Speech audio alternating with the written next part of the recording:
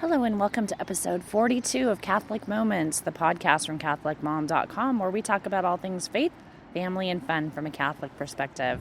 Coming to you today live Creekside in Arizona. I'm sitting here in the lovely city of Sedona, right next to the Oak Creek, which runs through Oak Creek Canyon and adjacent to the small hotel that my family is staying at for Easter vacation. So all of the boys are sound asleep upstairs in the hotel room. I got up to see the sunrise this morning, and I'm sitting down here along the side of the creek, enjoying the sound of the water and the birds. And I knew that today is Wednesday, podcast day, so if we're going to get a podcast out, it's going to happen this morning. So today's podcast is being presented to you without some of the usual bells and whistles. There won't be necessarily a lot of bumper music or anything like that, but I do have two wonderful interviews to share with you and a great brand new feature. And I wanted to let you know a little bit of what our family has been doing in the last week since we last spoke. So let's see, we were together last Thursday, which was Holy Thursday, and our family actually left on Friday for the start of our spring break vacation. My children have the week after school on vacation, so we jumped in the car and drove to Tucson, which is about an 11-hour drive. And the purpose for the drive was to attend the 90th birthday party of Grandma Shaw, who is my husband's paternal grandmother. And it was a wonderful time of family reunion. Absolutely just so great to see everyone from his side of the family. Grandma was not surprised. She knew that we were coming, so she had a little bit of advance warning, but she had such a wonderful day surrounded by her children and grandchildren and in-laws and a couple of great-grandchildren, Eric and Adam, and it was so fun. They had a barbershop quartet came and sang Happy Birthday to Grandma and several of her other favorite songs, and then a gospel singer from the Christian church that Grandma Shaw attends came and did a series of bluegrass and gospel songs, and at a point, Eric jumped in on his banjo and mandolin, so he was able to play along with them, and that was really special. Then on Easter Sunday, we were treated to being able to attend Mass in Tucson for Easter at the Mission San Xavier, which is an old 17th century Spanish mission, which is still functioning and teaching on an Indian reservation outside of the downtown of Tucson. It's actually just right outside, sort of near the airport, if you're familiar with the Tucson area. An incredible mission. Much more ornate than the missions that we're used to seeing in California, because it was built actually somewhat later than the California missions and much more richly decorated. Flying buttresses, I've never seen those on a mission. Just an absolute beautiful place. They call it the White Dove of the desert, and that's because the area surrounding Tucson is rimmed by mountains, which are absolutely gorgeous. And then you see this church from a distance as you're driving up to it, just gleaming in the sunshine, bold, white, beautiful mission church. So we went to Mass, which was standing room only, of course, absolutely beautiful, led by a wonderful Franciscan celebrant. And then afterwards, we engaged in a local tradition, which is to process to a top of a hill that's adjacent to the church. And there they have a grotto similar to, it's a facsimile of the grotto at Lourdes. And that grotto was actually dedicated in the year, let me think about this, 1908, to commemorate the 50th anniversary of Our Lady's appearance at Lourdes. And so there we were, standing there 100 years after its commemoration and 150 years after the apparition at Lourdes, which just was such a wonderful place to be. And then you continue the procession to the top, where there is a white cross, and the locals always process to the top of that hill on Easter. Now, I was wearing church shoes, so I didn't make it all the way to the very top, because there's a small period where you have to actually do some pretty serious rock climbing, so that wasn't going to happen in my church shoes. But the boys went up there and said a prayer for all of us, and it was just an end to a lovely day. Then we descended back down from the hill, and at the bottom, in the plaza outside of the mission church, was a large area where vendors from the reservation were selling different snacks and stuff. So the boys, of course, had flatbread, which we've never had before, and it was so great. Eric had honey and Adam had cinnamon, and flatbread is basically they take a piece of dough almost like a tortilla, and then dump it in boiling oil and sprinkle it with all kinds of good stuff, and there you've got flatbread. So they enjoyed that for their after church treat, and then we immediately jumped in the car and drove to Scottsdale, which is about a 2-hour drive north of Tucson, and spent one night there, and absolutely loved Scottsdale. Very different from Tucson, much, richer. We went on a super long bike ride on Easter Sunday afternoon, probably 9 or 10 miles, which was absolutely great. They have some really neat trails in in Scottsdale. And then we went again back to the hotel and, went to the pool and had a great dinner that night and stuff. And then the next morning was the next leg of the trip, which was to come here to Sedona. And we've been here for the last 3 days. And Sedona, oh man, I think I've died and gone to heaven. I absolutely love it here. I don't know how to describe it. It's not as desertish as Arizona and or as Phoenix and Tucson. It's much more wooded around this area. You have more of a high mountain feel. I think we're at some elevation, or maybe 3,000 or 4,000 feet. And again, you've got these incredible red rock cliffs. If you want to see a picture, you can head over to my blog and take a look at a picture that I've posted over there, and I'll have some more pictures posted. But we've been doing a ton of hiking here, really enjoying getting out in the canyons and among the red rocks.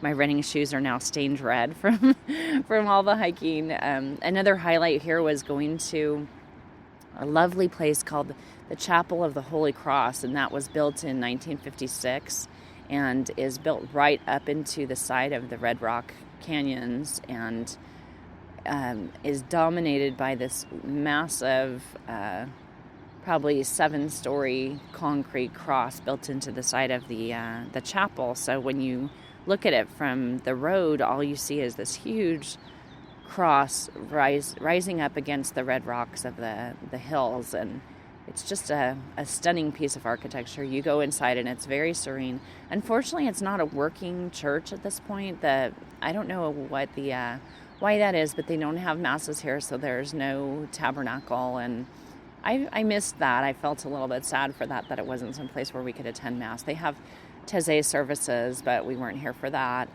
So we went in and had some quiet visiting time, and were able to say some prayers. And I said prayers for all of you, our CatholicMom.com and Catholic Moments listeners, and carried all the intentions of my heart to the altar there and spent some quiet time in prayer. So this has been a wonderful few days. We leave here today to go on to Las Vegas because Greg, my husband, will be speaking at a conference there, and he's going to be doing his emergency medicine conference, so we'll be headed over there for our hotel. And I'm not really sure what we're going to be doing in Las Vegas. I don't think it's going to be quite as serene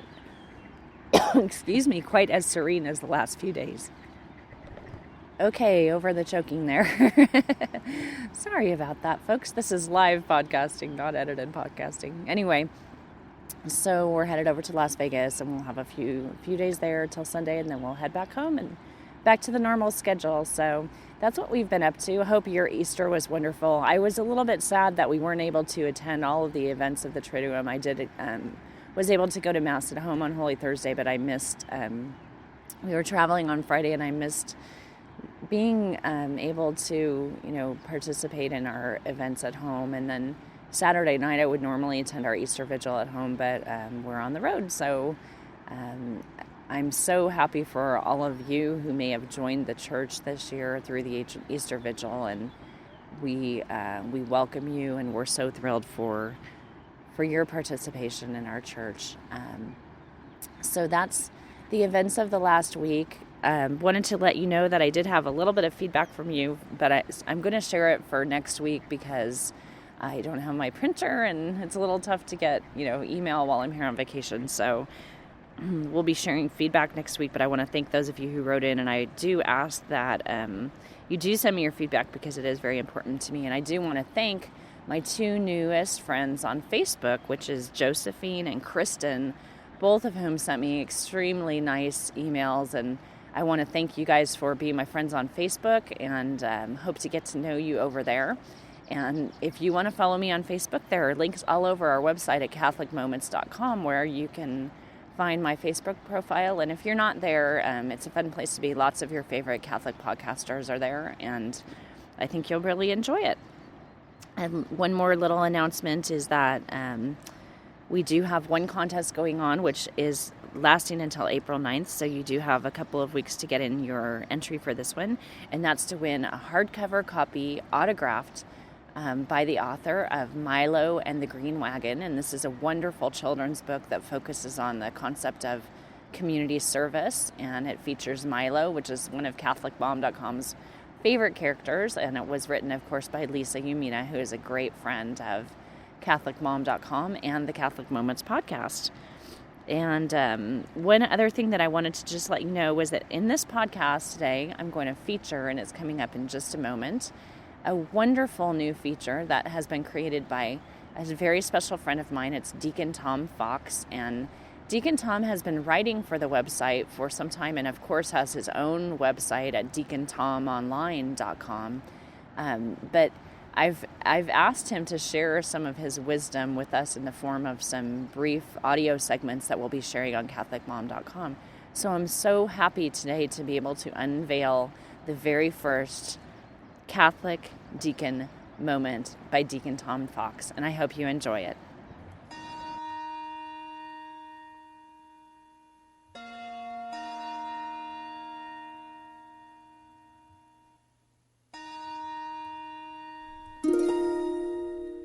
Hello and blessings. This is Deacon Tom, and dear Lisa has been so kind as to ask me to share a Catholic deacon moment with you, perhaps regularly or perhaps a moment from time to time.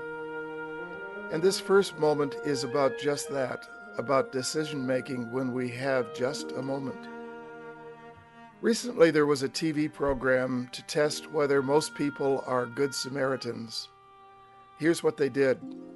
People were given a chance to be interviewed on a TV program about whether there really are good Samaritans in our world today. A program assistant prepared the candidates who were going to be interviewed. Part of the preparation was a short reading of the Gospel about the Good Samaritan. After this preparation, one by one, candidates were sent to walk from one building to another, and as they did so, they passed through a park. In the park, they had an actor sitting on the grass near the sidewalk.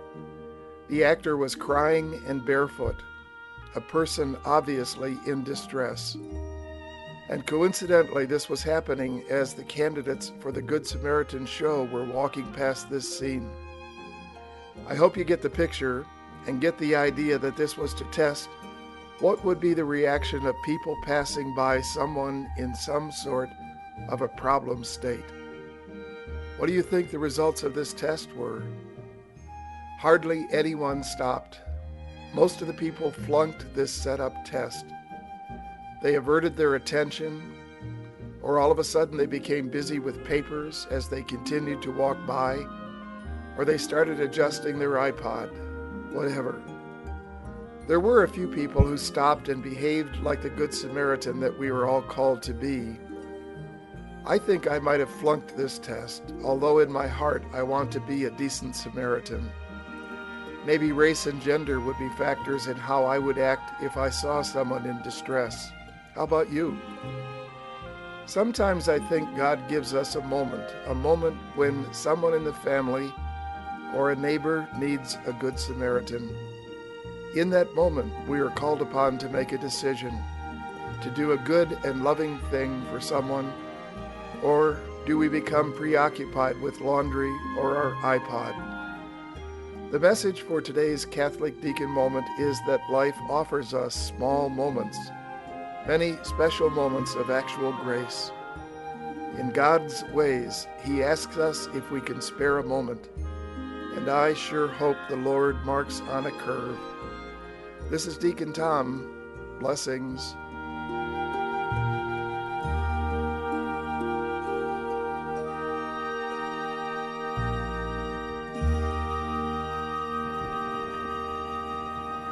Well, next up on the podcast, we have our interview with Cassandra Poppe, and Cassandra is the founder of a family ministry called intercessoriesfm.com, and you can find links to her apostolate on our website. I hope you enjoy my interview with Cassandra Poppe.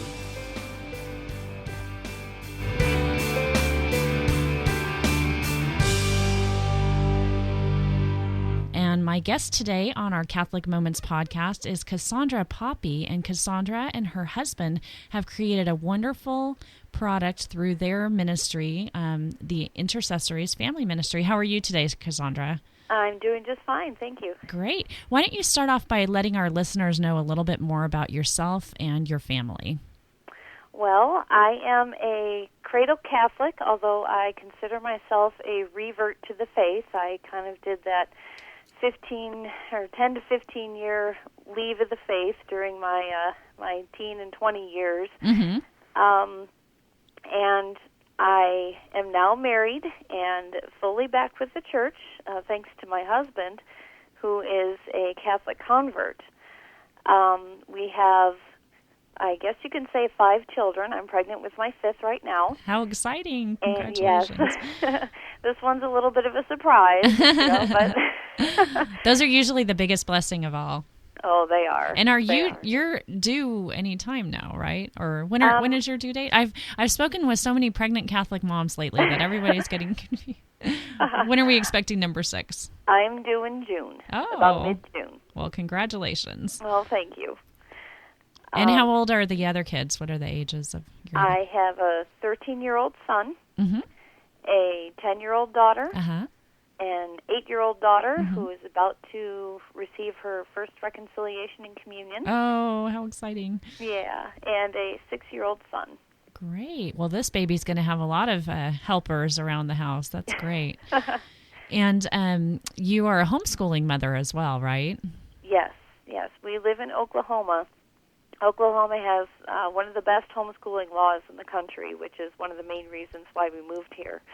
And we live on a homestead, about 9 acres, we call Thunder Duck Ranch. Wow. All we have are ducks, so but we're looking to expand eventually, just to teach the kids a little bit more about agricultural life and getting back to the land and things like that. How long have you lived in Oklahoma? A little over 2 years now. Oh, I'm fascinated by that. I want to stop by for a visit someday and see Thunder Duck Ranch. That sounds great. Well, we're speaking because you were kind enough to email me about a wonderful project that you have, which is the Rosary Quilt Project. And I'd like to have you explain for everyone out there about the Rosary Quilt and what you're trying to accomplish with that particular aspect of your ministry. The Rosary Quilt came to me as a wonderful aid in helping my children learn how to pray the rosary. I hadn't really intended it to be for the general Catholic public, but I had a hard time when I created it about 4 or 5 years ago. Mm-hmm. I had a hard time getting the kids to sit still. I was just coming fully back to the faith, and I just discovered Mary and praying the rosary, and it was so wonderful for me that I knew I had to teach my children how to pray the rosary too. But because they weren't used to that kind of discipline before, I really had to get them to do it in a way that would keep them still and focused and learning about the rosary right. as I would try to teach them. So what happened was, by the grace of God, mm-hmm. or Mary's hand, somebody sent me the book, Secret of the Rosary by mm-hmm. St. Louis de Montfort. Right. And in the back of the book, there's just a couple pages what he refers to as the first method of praying the rosary, where with each of the mysteries, you ask for specific virtues or graces. And everything just seemed to fall into place when I started to pray the rosary like that. And I thought, well, if I'm going to teach my kids the rosary, mm-hmm. I need to teach them these virtues too. And that's how the Rosary Quilt came about. And what exactly is a rosary quilt? The quilt, it's not really a quilt like what most people would think. It's more like an activity blanket. Right. It's about a 2-foot by 3-foot rectangle. And on the bottom right-hand corner, if there are pictures on it on the website, I won't get too much into the description, but there are pockets where the children can put in their intentions for the rosary, pray for Grandma, pray for the test coming up, whatever. And then in the other pocket, they're going to put in rose petals that shows all of the times that I caught them being good during the day, with the idea being that Mary is then going to take these rose petals and spruce them up and show Jesus and say, look at the efforts that these children are doing for you. So it's something very visual that they can... It is. It's very visual and hands-on. There's a little pillow that they will kneel on in front of the blanket, and then they will hold, my 6-year-old likes to hold a little Hot Wheels car. The girls like to hold silk roses, depending on the age and the gender. Anything will work. But they're going to hold on to, let's say, the rose, and they're going to say the Hail Mary. And then as they say Amen, they're going to set it down on the blanket on the chain. It's just a ribbon chain with a little felt miraculous metal where they can help. It helps them keep track of each of the prayers as they say them. And then, depending on how involved you'd like to get with this quilt, there's a space within the loop of the chain where they can put a picture of whatever the current mystery is that they're praying. For instance, you pray the Annunciation for humility. So when the child sees the picture of the Annunciation on the blanket, they're going to recall, okay, this is, we pray this for humility. The angel comes to Mary, and she says yes, and they go through all the lessons that they would have learned, during the week or just during the day or whatever about what it means to be humble versus prideful. And it helps them really pull the virtue and the mystery together to really make it solid in their minds. Now, do you you sell the Rosary Quilt as a kit through the website that families can make on their own, or do you actually sell these already put together? I sell them as a kit now. Okay. I used to complete them, but it takes a lot of time.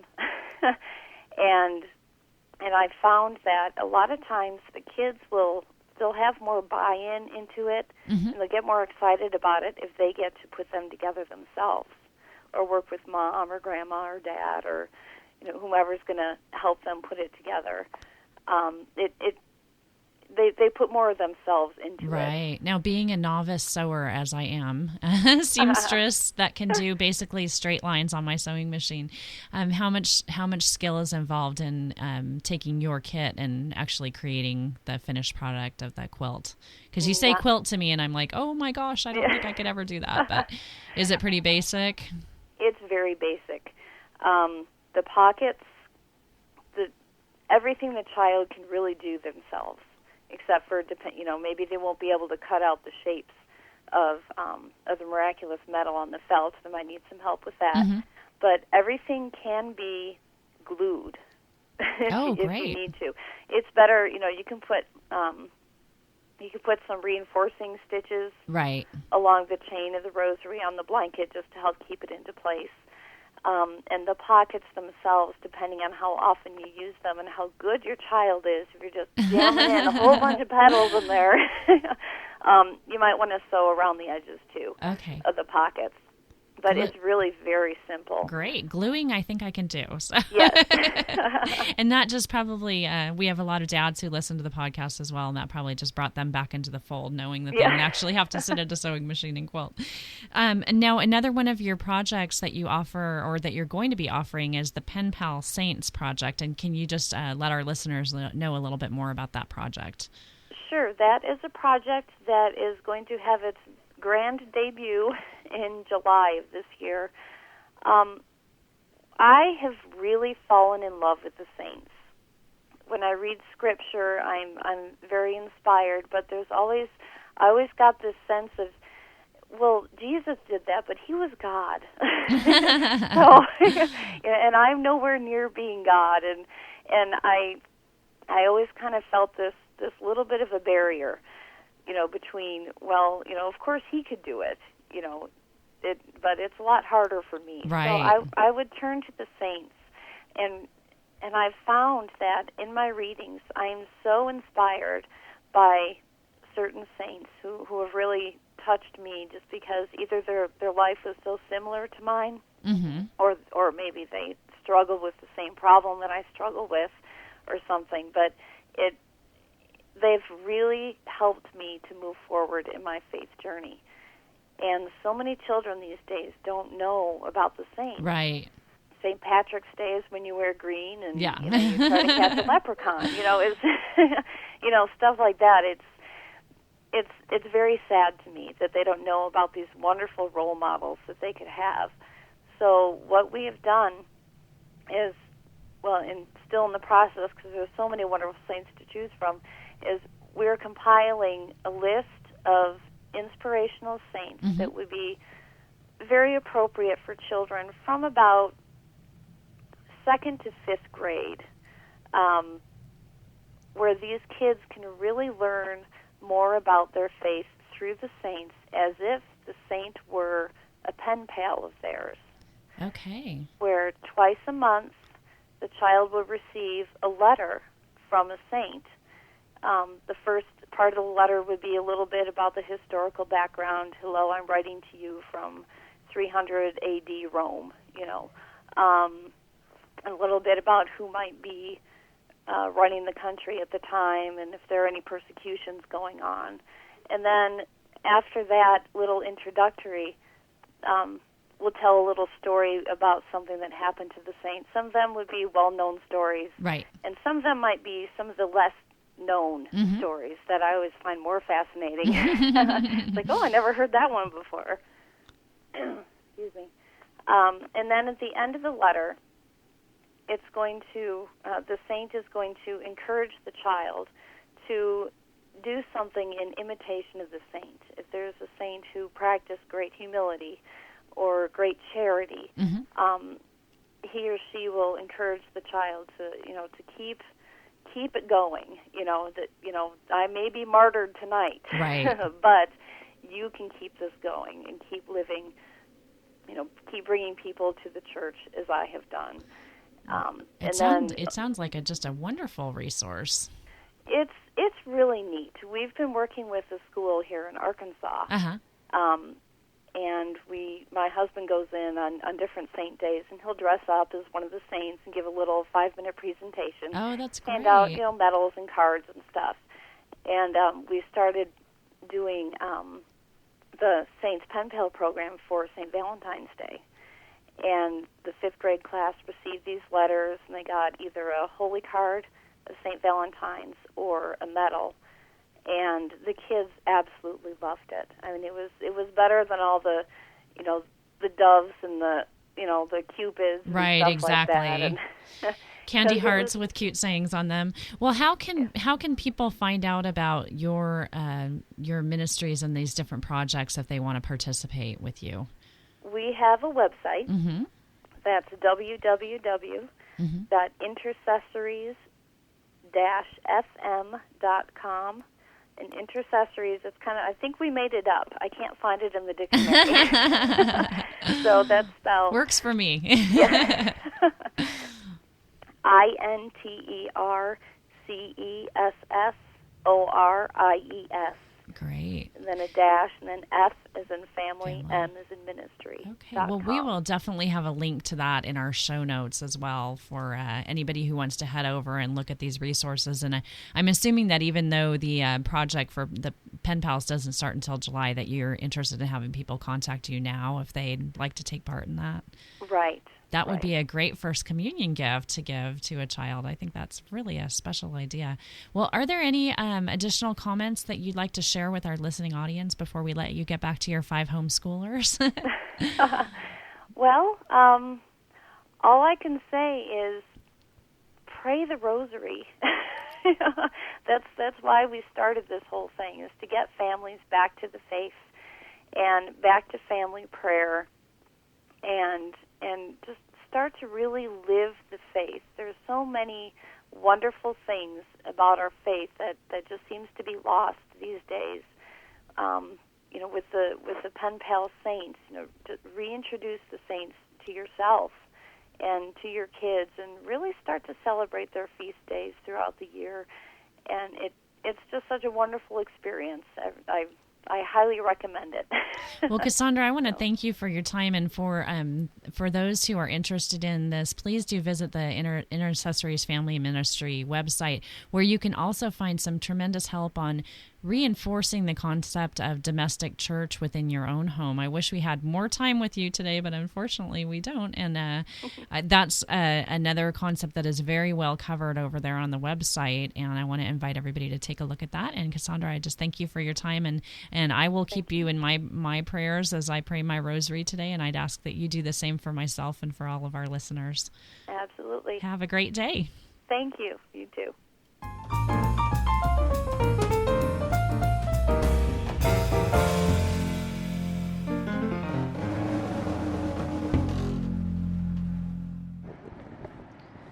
Well, that's about it for today's podcast. I want to thank you for coming with me to the Creekside in Sedona. I hope you have enjoyed listening to the interviews today, and to, of course, Deacon Tom's special moment for us. I'm looking forward to the next one, and I know you'll love it too. I want to invite your feedback. Feel free to email me at lisa@catholicmom.com or catholicmoments@mac.com. You can call our voicemail line, which is listed over at www.catholicmoments.com. You can also leave me feedback on sqpn.com, the StarQuest Production Network. We welcome your participation there. I'm the only one over there who doesn't get any comments, so I would love it if you guys could head over there and, post something on the show.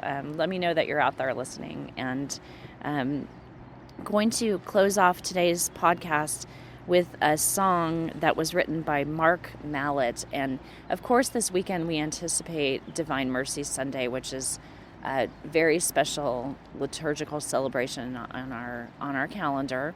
It follows the Sunday after Easter, and this was instituted by our wonderful Pope John Paul II.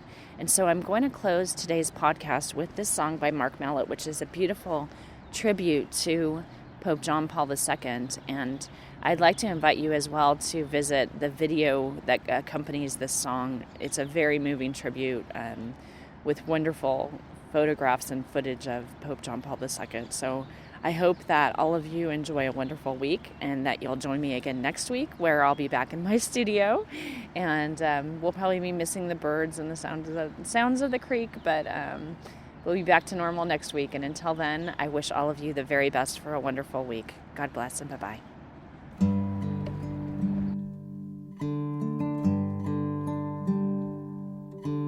Karol, wojtyła, how the world needs the way you showed us, and our hearts now see in the darkness a light to follow in your life.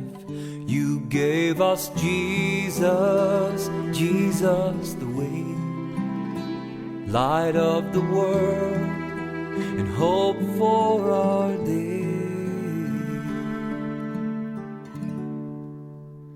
Karol, wojtyła, how the world needs the truth you taught us, and our hearts now drink of your words that flowed within you, setting us free.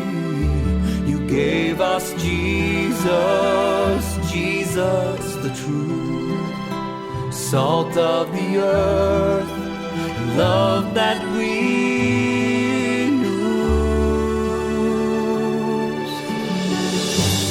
You are the rock on which the church has stood the storms of time, and you were the keeper of the keys to the kingdom of life.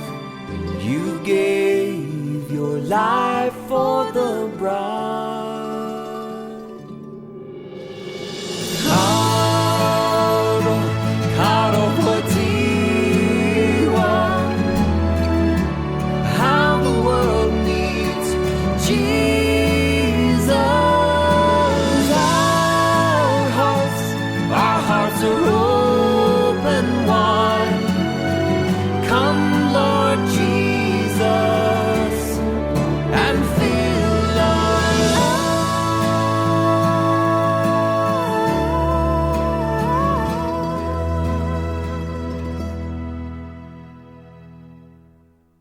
Karol, Karol Wojtyła, how the world needs your prayers now.